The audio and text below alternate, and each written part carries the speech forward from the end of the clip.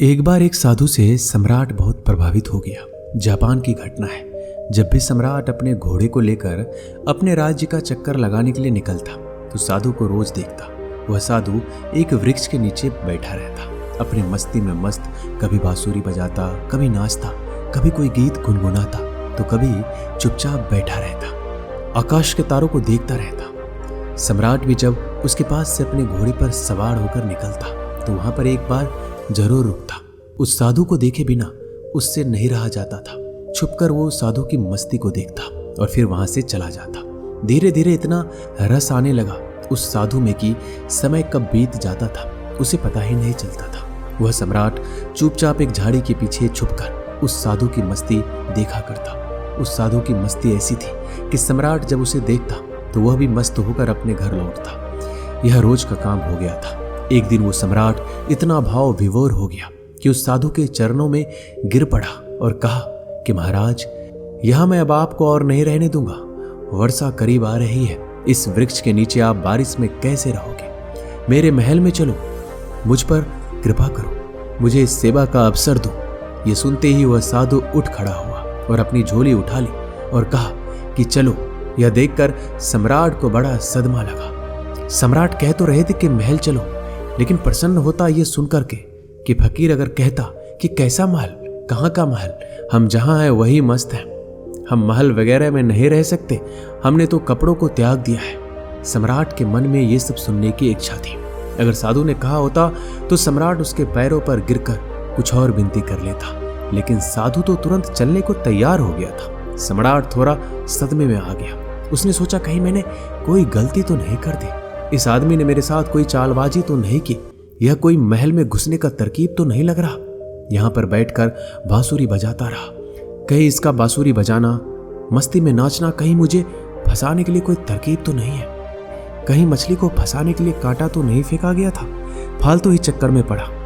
सम्राट ने सोचा अब तो कुछ भी नहीं हो सकता। इसने एक मौका भी तो नहीं दिया, इसने ये भी तो नहीं कहा एक बार भी कि नहीं मैं बहुत मजे में हूं, क्या बारिश क्या सर्दी, हमारे लिए सब एक है।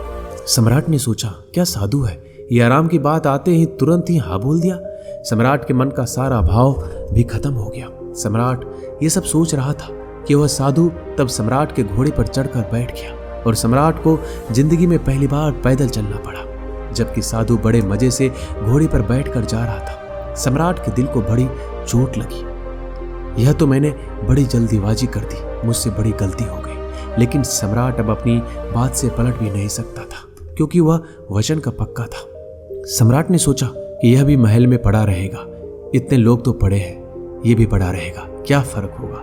लेकिन सम्राट के मन में उस साधु के लिए सम्मान खत्म हो चुका था। साधु तो महल में जाकर रहने लगा, पर सम्राट के दिन प्रतिदिन कष्ट बढ़ने लगा क्योंकि साधु ऐसे ही मस्ती में रहता था। जब यह साधु उस वृक्ष के नीचे मस्त रहता तो सम्राट के मन में उसके लिए आदर्श पैदा हो गया था कि एक ऐसा गजब का त्यागी है। साधु तो वृक्ष के नीचे भी बांसुरी बजाता था और महल में आकर भी बांसुरी ही बजाता था, लेकिन अब वह मखमल के गद्दे पर बैठकर बांसुरी बजाता था। यह सब देखकर सम्राट की छाती पर सांप लौट जाता था। कहाँ का आदमी मैं कहाँ उठा लाया, ये कोई साधु ही है। सम्राट से भी ज्यादा शान से वो रहता था। सम्राट को कुछ चिंता फिक्र भी थी, आखिर अपना साम्राज्य है, अपना महल, अपना धन दौलत है, सैकड़ों चिंताएं थी, लेकिन उस साधु को कोई चिंता नहीं थी। बस बांसुरी बजाए, नाचे, मस्त भोजन करे। 6 महीने किसी तरह सम्राट ने बर्दाश्त किया, लेकिन बात बढ़ती ही जा रही थी। सम्राट के लिए सहना मुश्किल हो गया। एक दिन सम्राट ने कहा, महाराज एक निवेदन है, अब मुझ में और आप में क्या फर्क है? साधु ने कहा, फर्क जानना चाहते हो? सम्राट ने कहा, हाँ महाराज। साधु ने कहा, तुम 6 महीने क्यों फालतू परेशान रहे? यह बात तुम्हें उसी वक्त पूछ लेनी चाहिए थी जब मैं घोड़े पर बैठा था, क्योंकि मैंने तो देख लिया था। यह बात तुम्हारे मन में उसी वक्त उठ गई थी जब मैं झोली उठाकर चलने को राजी हुआ। चलने को उसी वक्त तुम्हारा चेहरा मैंने देख लिया था। यह प्रश्न तो तुम्हारे भीतर था। अरे बुद्धू, तुमने 6 महीने तक अपनी छाती क्यों जलाई? पूछ लिया होता, मैं झोला डालकर फिर वहीं बैठ जाता। किस बात का संकोच कर रहे थे? लेकिन मैं प्रतीक्षा कर रहा था कि देखो कि तुम कब पूछते हो। कल सुबह फर्क बता ही देता हूं तुम्हें, लेकिन गांव के बाहर बताऊंगा। सुबह सम्राट जल्दी उठा, उत्सुक था जानने को कि क्या फर्क है। सम्राट ने सोचा क्या फर्क हो सकता है, मुझे तो कुछ भी फर्क नहीं लगता। जो मैं खाता हूँ वही ये खाता है, मुझसे भी ज्यादा मांगा करता है। यह लाओ वो लाओ, जिस कमरे में रहता हूँ उससे ज्यादा सुंदर कमरे में ये रहता है। मेरे 2-3 नौकर से काम चल जाता है। यह पूरे 15-20 नौकर को अपने साथ रखता है। इसकी जरूरत का कोई अंत नहीं, मांगे ही चला जाता है। कपड़े इतने शानदार पहनता है कि मुझे कोई देखे तो समझे कि मैं इसका मंत्री हूँ। ये खुद ही इस महल का सम्राट मालूम पड़ता है।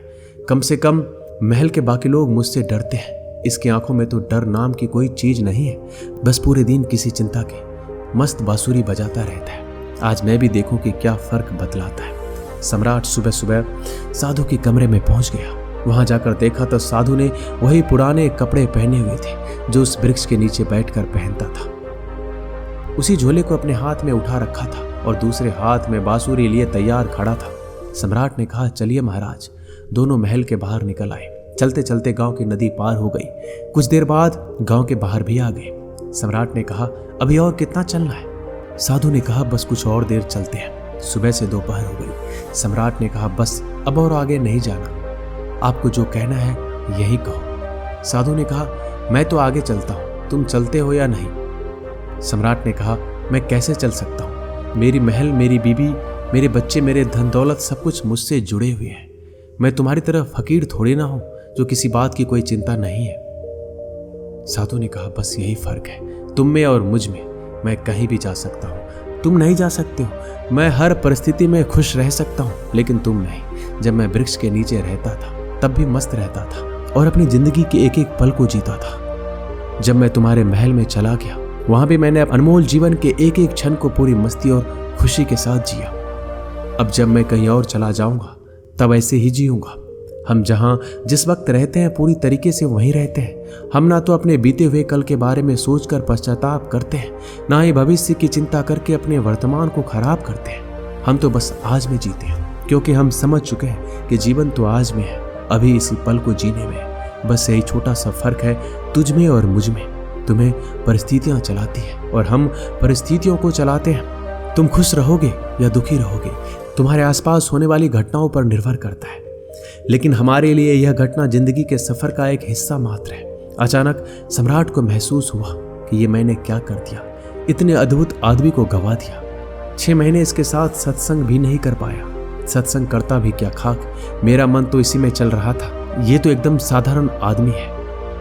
ये एक खोटा सिक्का निकला जिसके ऊपर सोने की पॉलिश की हुई थी, लेकिन अंदर से मिट्टी निकला। तुरंत ही सम्राट साधु के पैरों पर गिर पड़ा। बोला, नहीं महाराज, आगे नहीं जाने दूंगा। साधु ने कहा, मुझे कोई परेशानी नहीं है। ये तेरा घोड़ा फिर इसी महल में वापस चला जाएगा, लेकिन फिर तुझे परेशानी होगी। ऐसा सुनते ही सम्राट के मन में वही विचार आया, अरे साधु तो फिर से आसानी से मान गया। साधु ने सम्राट के चेहरे की तरफ बड़े ध्यान से देखा और बोला, लेकिन मैं अब नहीं आऊंगा, क्योंकि तू फिर नहीं सुधरेगा। फिर तुझे परेशानी होगी और तू फिर से चिंता में पड़ जाएगा। हमारा क्या, हम तो सन्यासी हैं। हमारे लिए महल और जंगल सब एक जैसे हैं। हमारी कोई समस्या नहीं, क्योंकि जिसे समस्या है वो सन्यासी नहीं है। मेरी बांसुरी जैसे महल में बजती थी वैसे ही जंगल में बजेगी, बजती ही रहेगी। यह कहकर वह साधु वहां से चल देता है और सम्राट वहीं खड़ा खड़ा उस साधु को देखता जाता है। दोस्तों, अगर हम अपने जीवन को भी देखें तो हमें हमारी परिस्थितियां चला रही है। असलियत में एक इंसान अपनी परिस्थितियों का गुलाम होता है। अगर परिस्थितियां अच्छी चल रही है तो बहुत खुश रहेगा, लेकिन जैसे ही समय पलटता है आदमी दुखी होता चला जाता है। लेकिन क्या कभी आपने विचार किया कि जीवन सिर्फ परिस्थितियों पर ही निर्भर रहता है?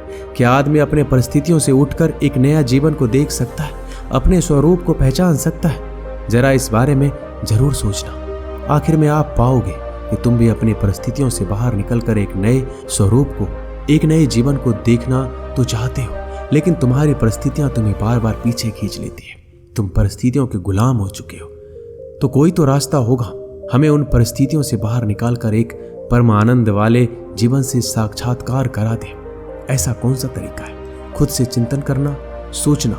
चिंतन करने से ही आपको रास्ता मिलता है। मैं आपको सब कुछ नहीं बता सकता, सिर्फ एक राह दिखा सकता हूं, लेकिन उस पर चिंतन करना आपकी जिम्मेदारी है। दोस्तों, इस वीडियो में बस इतना ही। मिलते हैं अगले वीडियो में। अपना ख्याल रखिएगा। धन्यवाद।